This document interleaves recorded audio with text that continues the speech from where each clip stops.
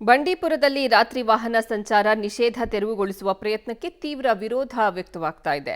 ವಯನಾಡು ಸಂಸದೆ ಪ್ರಿಯಾಂಕಾ ಗಾಂಧಿ ವಾದ್ರಾ ರಾತ್ರಿ ವಾಹನ ಸಂಚಾರ ನಿಷೇಧ ತೆರವಿಗೆ ರಾಜ್ಯ ಕಾಂಗ್ರೆಸ್ ಸರ್ಕಾರದ ಮೇಲೆ ಒತ್ತಡವನ್ನ ಹೇರುತ್ತಿದ್ದಾರೆ ಎಂಬ ಮಾತುಗಳು ಕೇಳಿ ಬರ್ತಾ ಇದೆ. ಈ ಹಿನ್ನೆಲೆ ನಮ್ಮ ನಡಿಗೆ ಬಂಡೀಪುರ ಕಡೆಗೆ ಘೋಷವಾಕ್ಯದೊಂದಿಗೆ ಬಂಡೀಪುರ ಉಳಿಸಿ ಅಭಿಯಾನ ನಡೆಯಿತು.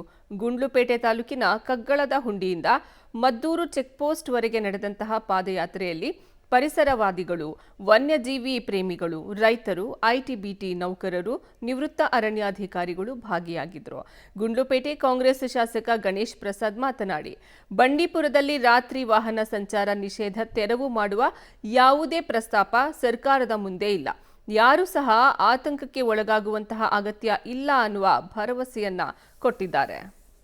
ಇವತ್ತು ಪರಿಸರವಾದಿಗಳು ಹೋರಾಟ ಮಾಡ್ತಿರೋದು ಏನು ನಮ್ಮ ಬಂಡೀಪುರ ಉಳಿಸಿ ಅನ್ನೋದು ಸ್ವಾಗತಾರ್ಹ. ಆದರೆ ಅದರಲ್ಲಿ ಏನು ನಿಜಾಂಶ ಇದೆ ಅನ್ನೋದು ತಿಳ್ಕೋಬೇಕು.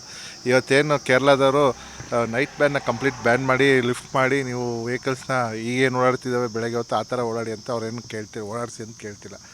ಅವ್ರ ಡಿಮ್ಯಾಂಡ್ ಏನಿದೆ ಅಂದರೆ ಬಸ್ಗಳು ಏನಿದೆ ಅದೇ ಒಂದು ಎಕ್ಸ್ಟ್ರಾ ಮಾಡಿ ಇನ್ನೊಂದು 4 ಬಸ್ ಕೊಡಿ ಅಂತ ಅವ್ರ ಡಿಮ್ಯಾಂಡ್ ಇದೆ. ಅಷ್ಟು ಬಿಟ್ಟರೆ ಅವರು ನೈಟ್ ಟ್ರಾಫಿಕ್ನ ಬ್ಯಾನ್ ಮಾಡಿ ಕಂಪ್ಲೀಟಾಗಿ ರೆಗ್ಯುಲರ್ ಯೂಸೇಜಿಗೆ ಕೊಡಿ ಅಂತ ಅವ್ರೇನೂ ಪ್ರಸ್ತಾವ ಮಾಡಿಲ್ಲ.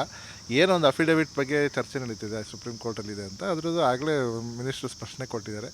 ಅದು ನಾವು ಇದಾಗಿದೆ ಸರ್ಕಾರದ ಗಮನಕ್ಕೆ ಬರದೆ ಅದು ಹೋಗಿತ್ತು ಅಂತ. ಈಗ ಅದ್ರ ಬಗ್ಗೆ ಆಗಲೇ ಚರ್ಚೆ ನಡೆದಿದೆ. ಮುಂದಿನ ದಿನಗಳಲ್ಲಿ ಸುಪ್ರೀಂ ಕೋರ್ಟಿಗೆ ಇದು ಸುಪ್ರೀಂ ಕೋರ್ಟಲ್ಲಿರೋದು ಇಶ್ಯೂ, ಅದು ಸುಲಭವಾಗಿ ಇದು ಮಾಡೋಕ್ಕಾಗಲ್ಲ. ಏನು ಕೇರಳ ಸರ್ಕಾರನೂ ಅಲ್ಲ, ಕೇರಳದವ್ರದ್ದು ಲೋಕಲೈಸ್ ಡಿಮ್ಯಾಂಡ್ ಏನಿದೆ ಅಂದರೆ ನಮಗೆ ಹೆಚ್ಚುವರಿ ಬಸ್ಗಳು ಕೊಡೋಕ್ಕೆ ವ್ಯವಸ್ಥೆ ಮಾಡಿಸ್ಕೊಡಿ ಅಂತ ಒಂದು ಮನವಿ ಕೊಟ್ಟಿದ್ದಾರೆ ಅಷ್ಟೇ. ಬೆಂಬಲ ಇಲ್ಲ. ಅದು ಈಗ 4 ಬಸ್ ಓಡಾಡ್ತಿದೆ, 4 ಬಸ್ಗೆ ಜನ ಸಫಿಷಿಯೆಂಟಾಗಿದ್ದು ಎಕ್ಸಸ್ ಏನಾದ್ರು ಇದ್ದರೆ ಅವರು ಬೇಕಾದ್ರೆ ಅದ್ರ ಬಗ್ಗೆ ಮಾತಾಡಲಿ. ಈಗ ಇರೋ ಮಾಹಿತಿ ಪ್ರಕಾರ ಇರೋವೇ ಫುಲ್ ಆಗ್ತಿಲ್ಲ ಅಂತ, ಸೊ ಹಂಗಾಗಿ ಸಾಕಾಗುತ್ತೆ ಅನ್ಸುತ್ತೆ. ಸಂಸದೆ ಪ್ರಿಯಾಂಕಾ ಗಾಂಧಿ ವಾದ್ರಾ ವಯನಾಡ್ ಎಲೆಕ್ಷನ್ನಲ್ಲಿ ನಿಂತಾಗಲೇ ಅವರ ಫಸ್ಟು ಹೇಳಿರೋದೇ ಇದನ್ನ, ನಾನು ಬಂಡೀಪುರದ ರಾತ್ರಿ ವಾಹನ ಸಂಚಾರ ನಿಷೇಧನ ತೆರವುಗೊಳಿಸುವಂತಹ ಕೆಲಸವನ್ನ ಮಾಡ್ತೀನಿ ಅಂತ.